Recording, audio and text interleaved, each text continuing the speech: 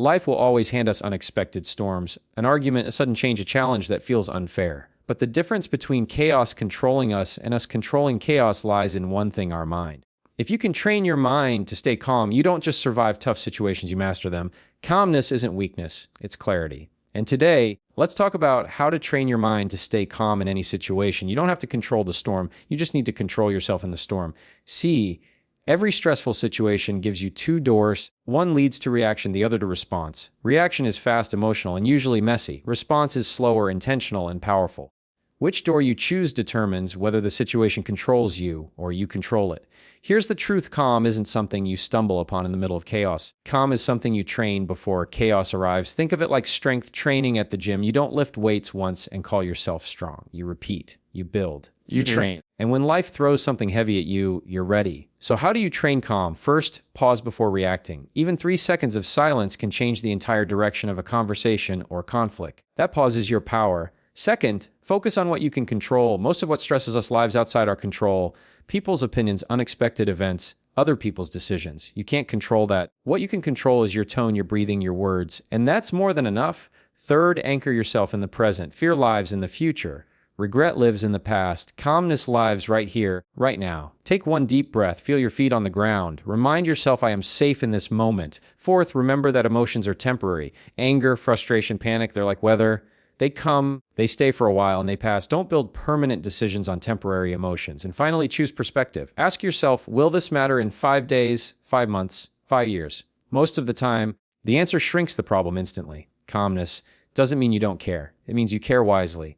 It's not weakness, it's strength under control. And when you train your mind to stay calm in any situation, you don't just handle life better, you lead life better. When something unexpected happens, our first instinct is usually to react right away. Someone cuts you off in traffic and your hands grip the steering wheel tighter. A coworker says something rude and you feel the words forming in your mouth before you've even thought them through. That split second where we jump straight from emotion to action is where most of our regrets are born. The pause is the difference maker. Just a small moment, a breath, a heartbeat, a silent count to 3 creates a gap between what happened and what you do next. And in that gap, you have options. Without it, you're on autopilot, letting emotions drive. With it, you regain the steering wheel.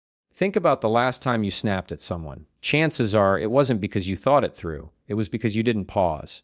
But when you practice pausing, you give your brain time to catch up with your feelings. You let the storm inside you settle just enough to see more clearly. It's not about pretending you don't feel anger, frustration, or fear. It's about giving those emotions a moment to cool down before they spill over into actions you can't take back. The pause doesn't erase emotion, it manages it. Even 3 seconds of silence can shift an argument into a conversation or a problem into a solution. When you pause, you stop handing control to the other person or the situation. You take it back. Most of the stress we carry doesn't actually come from what's happening. It comes from the fight we pick with things we can't control. We want people to act a certain way. We want traffic to move faster. We want life to unfold according to our timeline. And when it doesn't, frustration builds. But here's the truth: control is smaller than we think. And that's not a weakness, it's a direction. There are 2 circles in every situation. One circle is yours, your thoughts, your words, your choices, your reactions. The other circle belongs to everything else, other people's decisions, the weather, the economy, the outcome you were hoping for but can't guarantee. The mistake we make is spending all our energy fighting in the second circle, trying to bend what was never ours to bend. That's where burnout lives. That's where helplessness grows. When you shift your focus back to your circle, things change. You can't control if someone is rude to you, but you can control whether you carry that rudeness with you for the rest of the day. You can't control if a plan falls apart, but you can control how quickly you adapt to a new one. You can't control uncertainty, but you can control whether you meet it with panic or patience. It's like standing in the middle of a storm. You don't waste time yelling at the rain, demanding it stop.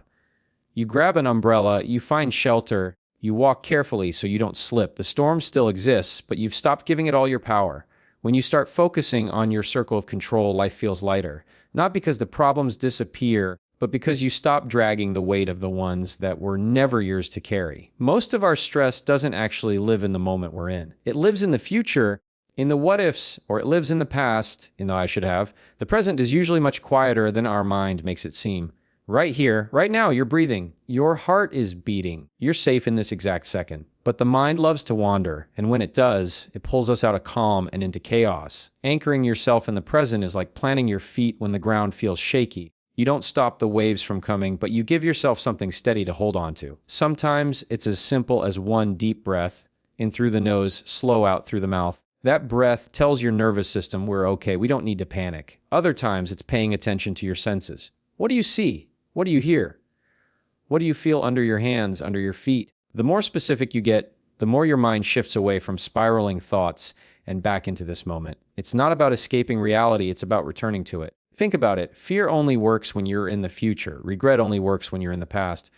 But calmness lives here in the present. The email you're worried about sending tomorrow isn't happening right now. The mistake you made last week isn't happening right now. What's real is this second, and in this second, you always have the strength to handle it. The present moment is the doorway back to clarity. When you anchor yourself here, even if the storm is still raging, you stop getting pulled in every direction by it. You stand still, you breathe, you choose from a place of clarity instead of chaos. Emotions are powerful, but they're not permanent. They feel permanent when we're in them. Anger feels like it will never let go. Sadness feels endless. Anxiety feels like it's here to stay. But if you look back on your life, you'll notice every single emotion you've ever had has eventually passed. They come like visitors. Some stay longer than we want, some knock loudly at the door, but none of them live in us forever. The trouble starts when we confuse temporary feelings with permanent truths. We feel angry, so we decide we are angry. We feel anxious, so we convince ourselves we are an anxious person. That small shift from I feel to I am is how emotions start running our lives instead of moving through our lives. Detaching doesn't mean ignoring how you feel. It doesn't mean pretending you're not hurt or frustrated or overwhelmed. It means creating space between you and the emotion. Instead of saying, I am angry, try saying, I'm noticing anger in me right now. That little shift in language reminds you that anger is something passing through, not something that defines you. It's like watching clouds in the sky. Some are dark and heavy, some move fast, some seem to block out the sun. But none of them stay forever. Your mind is the sky, emotions are just the weather. The more you identify with the sky instead of the cloud, the calmer you become. When you see emotions as visitors, you stop making permanent decisions during temporary storms. You wait, you breathe, you let them pass. Because they always do. Most of us wait until we're already in a stressful situation to figure out how to handle it. We walk straight into the fire and hope we remember how not to get burned. But calmness is like any other skill. The more you practice ahead of time, the more natural it becomes when you need it most. That's where mental rehearsal comes in. Mental rehearsal is simply imagining yourself staying calm before the chaos arrives. You picture the challenge, you picture the pressure, you picture the moment where normally you'd lose your cool. And then you walk yourself through a different response. It's like a dress rehearsal for your mind. Actors don't wait until opening night to practice their lines. Athletes don't wait until the championship game to test their moves. They rehearse over and over, so when the real moment comes, it feels familiar. The brain doesn't fully separate imagination from reality. When you visualize yourself pausing before reacting, breathing before speaking, choosing clarity over panic, your mind is wiring that response as if you've already done it. Then, when life actually tests you, your brain isn't scrambling to invent a new behavior. It's pulling out something it's already practiced. Think about situations that usually trigger you. A tough conversation with a family member, an unexpected problem at work, sitting in heavy traffic when you're already late. Instead of waiting to get caught in that cycle again, close your eyes and walk yourself through it calmly. See the situation, feel the emotions rise, then rehearse yourself slowing down, breathing, choosing patience. That rehearsal builds a kind of muscle memory for your mind. The more you practice calm in your imagination, the more automatic it becomes in reality. You're training your brain to recognize chaos not as a threat, but as a moment where calm is possible. Panic is our mind's way of blowing up the moment until it feels bigger than it actually is. Something small goes wrong, and suddenly it feels like the whole day, the whole week, maybe even our whole life is falling apart. Panic thrives on exaggeration, but perspective shrinks things back down to their true size. When you stop and ask yourself, how much will this matter in 5 days, 5 months, 5 years? Something shifts. The question forces your brain to zoom out. What feels like a mountain in the moment often turns into a pebble when you give it distance. That mistake you made at work might feel unbearable today, but in a few weeks, you'll barely remember it. That argument you had this morning might feel heated right now, but in a year, you might laugh about it together. Perspective reminds you that time has a way of softening what feels sharp today. It's like looking at a picture on your phone. Zoomed all the way in, one pixel can take up the entire screen. It looks huge, overwhelming. But when you zoom out, you see it for what it really is, one small part of a much bigger picture. Panic is staying zoomed in. Perspective is pulling back. Choosing perspective doesn't mean pretending problems don't exist. It means seeing them in proportion. Some things will matter in 5 years, and those are the things worth your energy, your patience, your calm. But most things, they fade. They're not worth trading your peace over. When you train your mind to reach for perspective instead of panic, you stop giving small moments the power to control your whole life. You start holding on to what truly matters and letting go of what doesn't. Impulse is fast, it's raw, it's unfiltered, and it usually shows up when emotions are running high. Someone says something sharp, and before you've even thought about it, the words are out of your mouth. Something stressful happens, and your reaction is already in motion before you've had a chance to choose it. Impulse doesn't ask permission, it just acts, and most of the time, it leaves behind regret. Intention is different. Intention slows everything down. It's not about being passive or quiet. It's about choosing your response instead of letting the moment choose it for you. Responding with intention means asking yourself, what outcome do I actually want here? Do I want to prove a point, or do I want to solve the problem?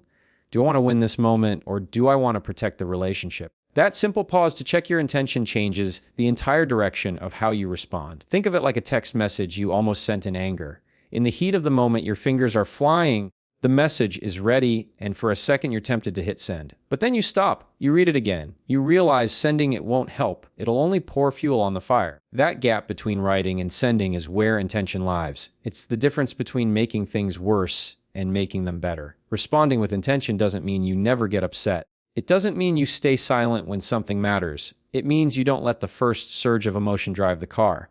You take the wheel back, decide where you actually want to go, and then act in a way that gets you there. Impulse gives away your power. Intention takes it back. Calm isn't something you switch on like a light when life gets hard. It's something you build over time, like a muscle. The mistake people make is waiting until the crisis hits to start practicing calm. By then, your mind is already in fight or flight mode, and it's too late to train. Real resilience comes from the small, steady habits you build every single day. Think about physical strength. You don't walk into the gym once, lift a heavy weight, and walk out strong. Strength doesn't come from one workout. It comes from repetition, showing up again and again, even when you don't feel like it. Calm works the same way. Every time you pause before reacting, every time you focus on what you can control, every time you anchor yourself in the present, you're doing mental reps. You're training your brain to stay steady under pressure. Consistency doesn't have to be dramatic. It could be a daily breathing practice. It could be journaling your thoughts instead of letting them spiral. It could be rehearsing calm responses in your mind for situations that usually trigger you. These practices seem small in the moment, but over time, they add up. They build a foundation so solid that when chaos shows up, you don't collapse. You bend, but you don't break. Resilience isn't built in the storm. It's built in the quiet moments before the storm ever arrives. And the more consistent you are with training calm, the more natural it becomes. What used to shake you doesn't shake you as much. What used to overwhelm you doesn't feel as heavy. What used to knock you down becomes something you can carry. Calm becomes less of a choice and more of a reflex. Not because you were born that way, but because you built it one consistent practice at a time. Calm isn't about never feeling stress, never feeling anger, never feeling fear. It's about learning how to meet those emotions without letting them take over. Life will always hand us situations we can't predict, people we can't control, and moments that test our patience. But the mind you bring into those moments determines the outcome. When you pause before reacting, when you focus on your circle of control, when you anchor yourself in the present, when you remember emotions are only visitors, you create space. When you rehearse calm ahead of time, when you choose perspective over panic, when you respond with intention instead of impulse, and when you practice these habits with consistency, you create strength. And that strength doesn't just change how you handle hard situations, it changes how you live. Calmness gives you clarity. Calmness protects your peace. Calmness allows you to move through the storm without becoming the storm. Because the real power isn't in controlling everything around you. The real power is in training your mind to stay steady no matter what's around you.